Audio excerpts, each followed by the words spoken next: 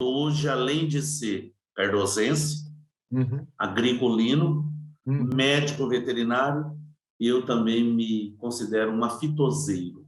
Sou um especialista na área da erradicação da febre aftosa, do PINEFA nesse país. Então, quanto mais nós falarmos, quanto mais as autoridades, os líderes da pecuária, veicular essa frase, e você não retira a vacina, você substitui a vacina por medidas de segurança, nós daremos um passo seguro, pecuariamente falando. A Biogênese Bagô é uma associada do Sindan. E ela traz um importante asset para o Brasil, que é a sua expertise na produção de febre aftosa que ela tem na Argentina, na sua matriz. E ela militou nessa área da aftosa, comercializando vacina, disponibilizando a sua vacina para todo esse mercado.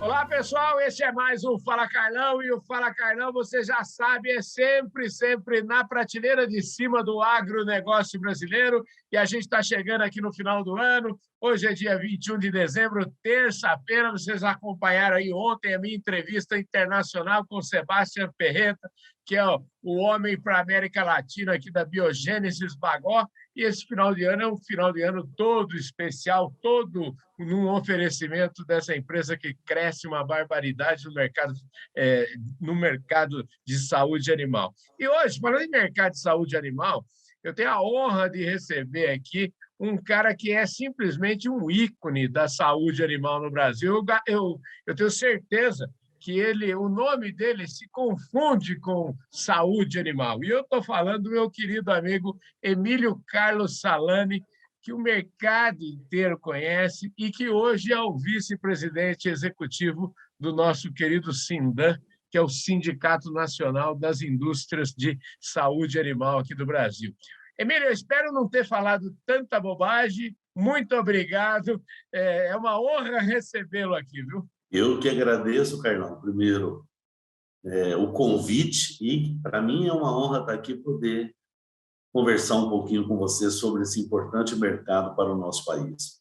Escuta, antes, aqui no Fala Carlão, a gente sempre quebra o gelo. Em vez de ficar falando de mercado, de negócio, a gente dá uma quebrada do gelo para falar um pouquinho. Eu gosto muito de falar das raízes das pessoas, porque, invariavelmente, as raízes das pessoas elas acabam explicando onde é que essas pessoas estão hoje. Então, eu queria que você me falasse das suas raízes, quais são os valores que você trouxe contigo da infância, enfim. Dá uma palhinha para nós aí, fala o que aconteceu aí nesses seus primeiros passos. Olha, Carlão, eu me chamo Emílio Carlos Salani, sou natural de Cardoso. Cardoso fica ali perto de Votuporanga, Fernandópolis, né? Sim. Bem perto do Rio Grande ali. Perto de Riolândia, viu? Eu conheço um amigo. Eu quero mandar um abraço para o Douglas Ribeiro. O Douglas Ribeiro hoje mora na Suíça, é líder de um segmento lá do pessoal da Corteva, o segmento de fungicidas. É um cara top de linha e nasceu lá em Riolândia, viu? Riolândia, são 30 e poucos quilômetros de Cardoso, né? Uma região de terras excelentes ali.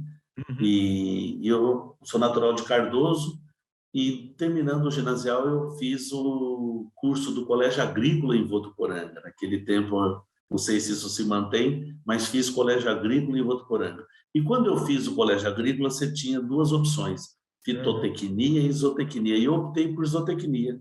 E ao terminar a zootecnia em Jabuticabal, eu ingressei na Faculdade de Veterinária e Ciências Agrárias Antônio Ruete, em Jabuticabal, hoje Unesp. Olha só! Então, quer dizer que nós temos, viu, Emílio, nós temos algo em comum, porque eu também fiz técnico agrícola, embora a minha mulher fale que eu sou um técnico agrícola que não sabe muito bem a diferença de um pé de alface e um pé de rúcula, mas, enfim, sou técnico agrícola, viu? Então, aqui vai ser bom, porque a prosa entra agriculinos. Isso, a prosa que é o apelido, né? É agriculino, para você ver como mudou a questão do agronegócio. Naquele tempo tinha até um tom pejorativo, viu? É verdade. Hoje os técnicos agrícolas acreditam que são muito demandados hoje com essa pujança do agronegócio, tanto na área agrícola quanto na área pecuária. Ao término desse período da universidade ou da Unesp em Jaboticabal, eu ingressei na Johnson, que depois se transformou em Janssen, que tinha um braço veterinário à época, era um braço da Johnson & Johnson. Essa empresa foi transferida para a Ródia, e daí por diante, Ródia Merrier, Rony Merrier, Aventis, Merck, Merial, onde eu permaneci até 2011. Então, toda a minha carreira pós-formado foi na indústria veterinária. E em 2002, a Merial decidiu que poderia colaborar com o mercado brasileiro, trabalhando setorialmente. E, com mais 9 empresas, formou um grupo de 10 empresas, agiram a nível de sindicato, dando uma outra roupagem no estatuto, etc. e tal, e eu assumi a presidência. De 2002 a 2011, fui presidente do Sindicato da Indústria Veterinária. Quando, em 2011, eu me afasto da Merial, eu sou contratado pelo Sindicato da Indústria de Produtos para a Saúde Animal como vice-presidente executivo, ou seja, um funcionário do sindicato, onde eu permaneço até hoje. Rapaz, que história bonita, né? Quantos anos vai aí? Porque eu falei mesmo lá, eu falei que a sua história se confunde um pouco com a história da saúde animal aqui no Brasil, da indústria, né? Quantos anos de dedicação? Então, eu saio lá em 85, praticamente, eu ingresso na Johnson, 84, 85, né? Então, basicamente, nós estamos falando aí hoje de quarentinha. Quase quarentinha, né, rapaz? Quase quarentinha. O que é mais interessante é que nesse período de 1994, 95 para cá, eu assumi a responsabilidade pela Merial de coordenar todos os temas relativos à aftosa. Então, hoje, além de ser cardosense, agriculino, médico veterinário, eu também me considero um aftoseiro. Sou um especialista na área da erradicação da febre aftosa, do PINEFA nesse país. Falando nisso, eu queria... Como é que a indústria, né? Você fala pela indústria, né? Como é que a indústria enxerga essa questão de, vamos dizer assim, de que vai parar com a vacinação? Como é que você enxerga esse tema? Carlão, esse programa é importante, então é importante que a gente posicione quem está nos assistindo, nos ouvindo, que não existe mais a frase tirar a vacina. Hoje o Ministério, sabiamente, usa a frase substituir a vacinação por medidas de segurança. Então, quanto mais nós falarmos, quanto mais as autoridades, os líderes da pecuária, veicular essa frase, e você não retira a vacina, você substitui a vacina por medidas de segurança, nós daremos um passo seguro, pecuariamente falando. Por quê? Porque o pecuarista tem que ter na sua mente que ele vai deixar de ter aquele custo e aquela obrigatoriedade, mas vai ter uma série de outras obrigações que ele vai ter que ter pós-suspensão da vacinação ou substituição da vacinação por medidas de segurança. Entendo que o mapa está muito preparado para essa fase, os estados estão se preparando, não é fácil, é um desafio, que você está dizendo que nós estamos trabalhando por blocos, e os blocos agrupam estados com interesses pecuários distintos, com condições financeiras distintas, com condições políticas distintas e com a questão geográfica também. Alguns são mais tranquilos porque não são divisas com outro país e daí por diante. Então, é um desafio muito grande. Foram dados alguns passos. Hoje você pode reputar aí que tem de 50 a 60 milhões de animais, hein? É um quantitativo significativo de animais já em áreas livres sem vacinação. E o Brasil parte para agora, 22, 23, buscar concluir a suspensão da vacinação nos demais blocos. Ô, Emílio, você falou dessa substituição da vacinação por medidas de segurança. E aí eu te pergunto o seguinte, quais seriam essas principais medidas de segurança e quais medidas de segurança que elas seriam implementadas pelos fazendeiros, pelos pecuaristas, ou seriam implementadas vamos dizer assim, pelas secretarias estaduais? Enfim, em que medida que o produtor rural que está assistindo a gente vai falar assim, bom, que medidas são essas? O que eu tenho que fazer na minha propriedade para minimizar esses riscos que você fala? Bom, a primeira base de tudo é que esse plano, essa substituição, vai continuar necessitando de investimentos. Uhum. E a ideia do governo brasileiro é compartilhar esses gastos. Então, a base de tudo são os fundos de emergência. Uhum. A partir do momento que você tem uma legislação pertinente, um fundo adequado, você tem condição de ter as barreiras necessárias para evitar ingresso de animais de outra região, Uhum. e você tem que ter uma vigilância permanente. Aliado a isso, tem que ter um banco de vacinas. Um país com 200 milhões de cabeça não pode abdicar de ter seu banco próprio. Uhum. É importantíssimo em termos de segurança, e o Ministério tem tratado isso com a indústria de produtos para a saúde animal, voltada para o subsegmento de vacina contra a febre aftosa. Então, o que é importante é que o fazendeiro, o pecuarista, tem que entender o seguinte: eu tenho que estar participando da minha associação, se chamarem eu para participar de um fundo com todos os critérios, com toda a legalidade, eu tenho que estar ali participando. E o que é mais importante, eu tenho que estar vigilante e notificar qualquer evento que possa acontecer com os meus animais. Por quê? Porque você debelar o ingresso da doença após a retirada da vacinação, você consegue resgatar o status de livre sem vacinação com mais facilidade. Só que tudo isso demanda, sabe o quê, Carlão? Transparência e rapidez. Então, todos que estão envolvidos na cadeia, seja como você falou, as autarquias, né, e as secretarias da agricultura, onde ainda permanece como secretaria, as autoridades a nível federal e também o proprietário. E pasme, Carlão, a sociedade também tem que estar muito bem informada de quais são os benefícios, porque numa época pandêmica dessa, você fala, estou retirando a vacina, por quê? Eu acho que além do porquê responder à sociedade é como nós estamos tirando a vacinação.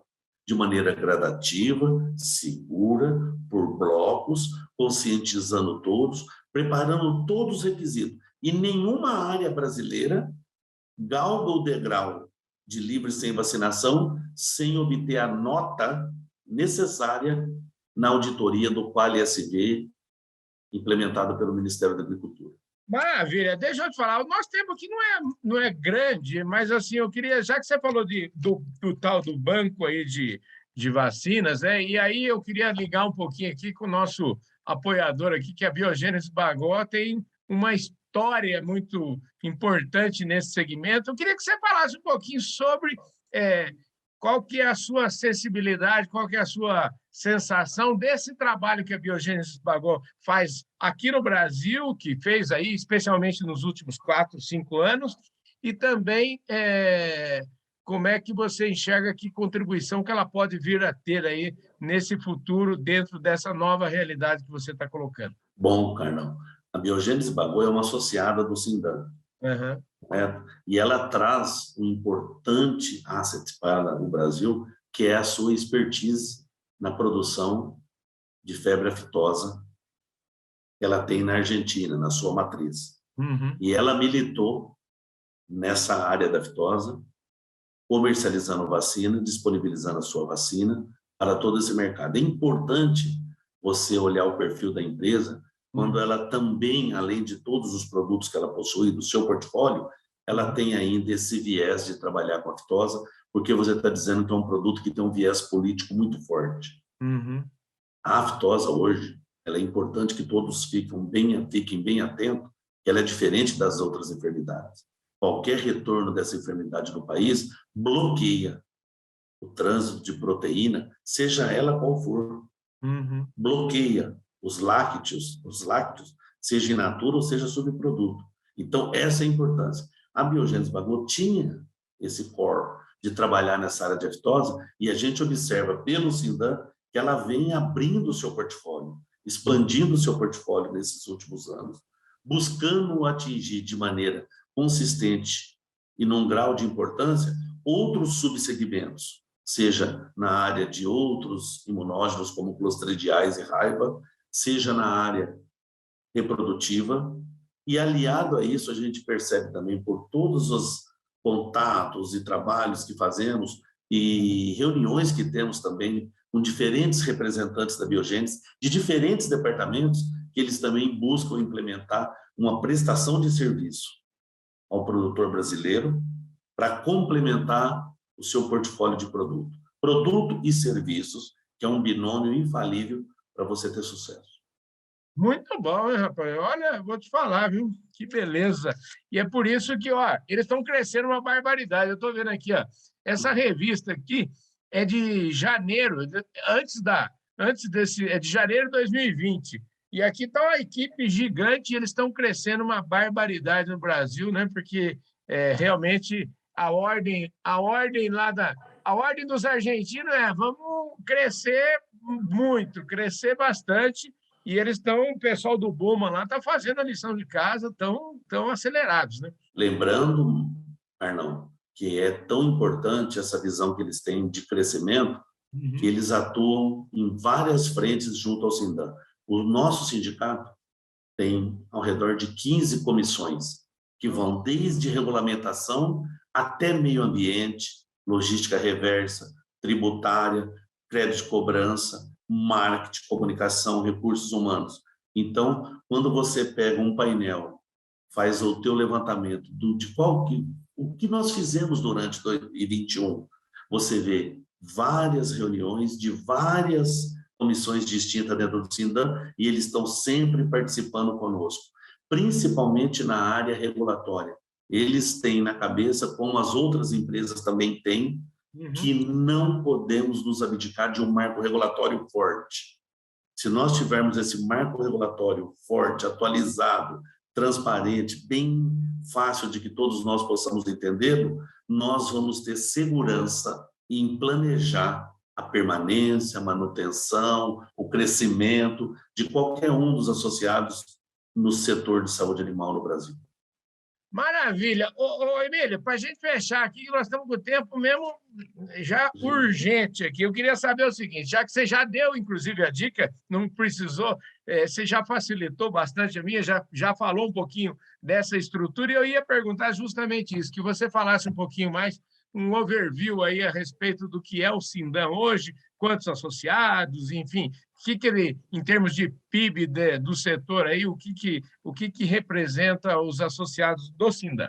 Bom, nosso sindicato é de âmbito nacional e hoje nós somos compostos por 83 associados. O que é importante é que, pelas últimas pesquisas que nós temos, de uma comissão específica chamada COINF, Comissão de Informação de Mercado, nós temos mais de 90% do PIB veterinário. E o detalhe é que esse sindicato é administrado por um conselho de 23 indústrias que tem mais de 75% do PIB. E nós nos reunimos bimensalmente para discutir. Tem uma diretoria formada por 5 empresas, ou seja, elege-se um conselho de 23 e desses 23 pinçam 5 empresas que assumem a diretoria, presidência, 2 vice, tesouraria e secretaria executiva. Então, nós trabalhamos nessa área, temos hoje no sindicato direto comigo 12 funcionários e temos mais 5 consultores e temos um trabalho muito forte junto aos laboratórios de referência no apoio ao governo no controle das vacinas de raiva, clostridio, brucelose e aftosa, todas essas vacinas que fazem parte de programa oficial.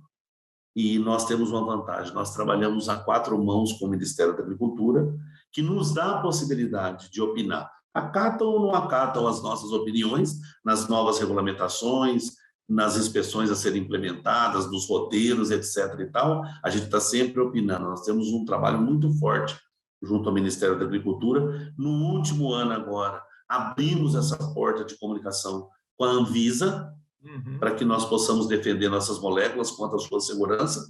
Então, basicamente, nosso sindicato sediado em São Paulo, hoje com a presidência da Merck, do Sr. Boris, 2 vice-presidentes, e toda a parte da diretoria e o conselho.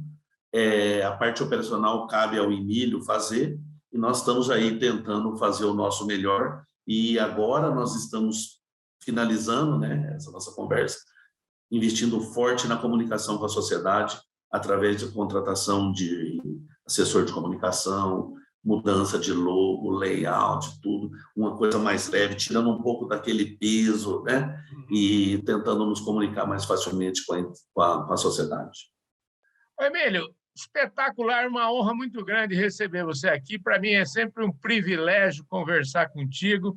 E já que você está acabando de falar aí que tem um foco aí nessa parte da comunicação, isso é realmente muito importante. Eu acho que cabe, é um dever de todos nós.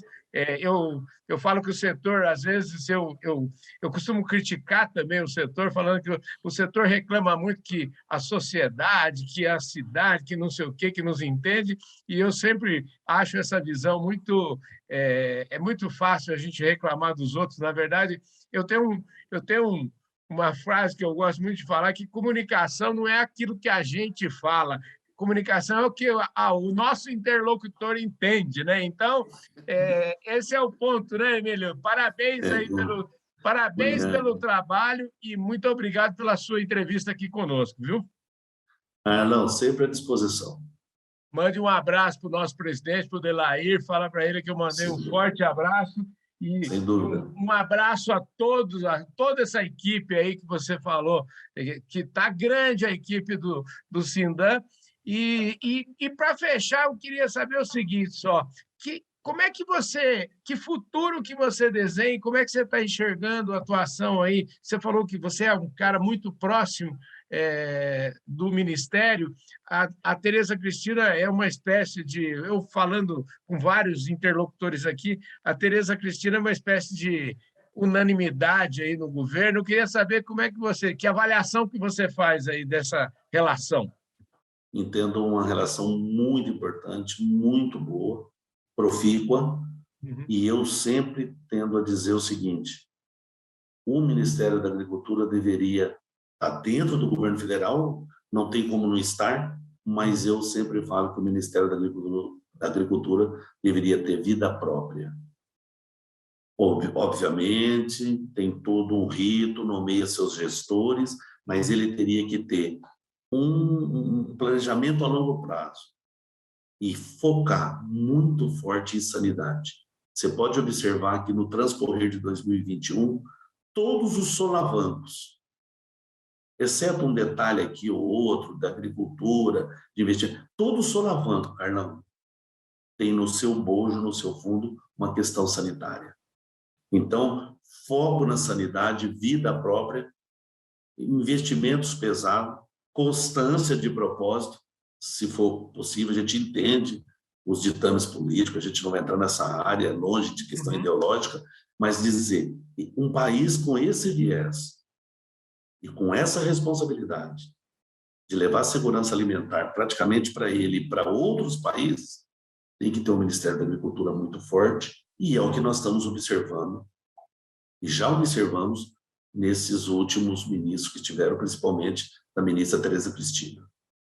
Olha só que interessante, gente. Eles falam, Carlão, ó, eu sou um privilegiado, porque se eu entendi bem o recado aqui do Emílio, ele está dizendo o seguinte: o Ministério da Agricultura ele é tão, ou talvez até mais importante para o país do que o Banco Central. Então é o seguinte: se o Banco Central tem independência, por que não o Ministério tem independência? Então fica aqui essa reflexão, né? Eu fiz uma leitura um pouco... Fui longe demais na minha leitura, eu não, Emílio? Eu acho que não, nós temos obrigação de pensar grande, Carlos. Nós temos obrigação, com a responsabilidade, com os objetivos e com a nossa participação no PIB, não tem porquê, Carlão, não temos que ter essa visão. Vamos chamar a gente de megalomaníaco? Pode até chamar.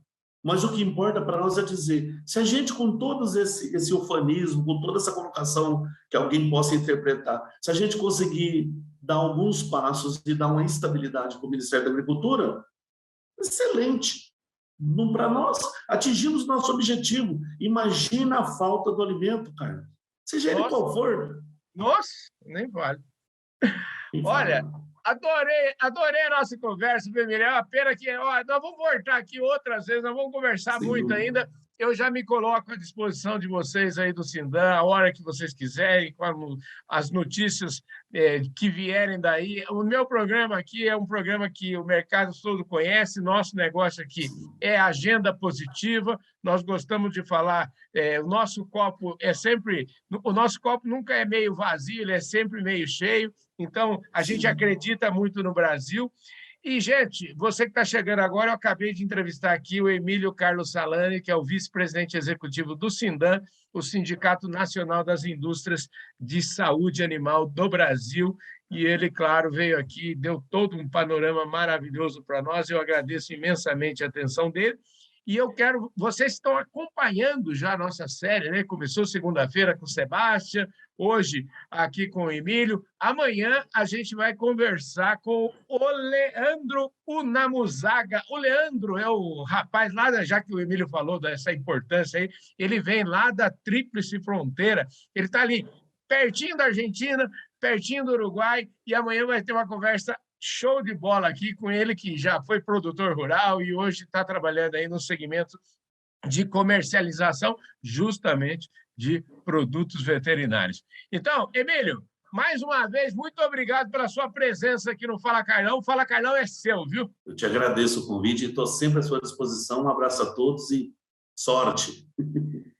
E você que está na audiência nacional e internacional do Canal do Boi, muitíssimo obrigado, um forte abraço. Eu vejo todos vocês no nosso próximo programa, e o nosso próximo programa é amanhã, nesta quarta-feira, dia 22 de dezembro. Valeu, gente! Fui!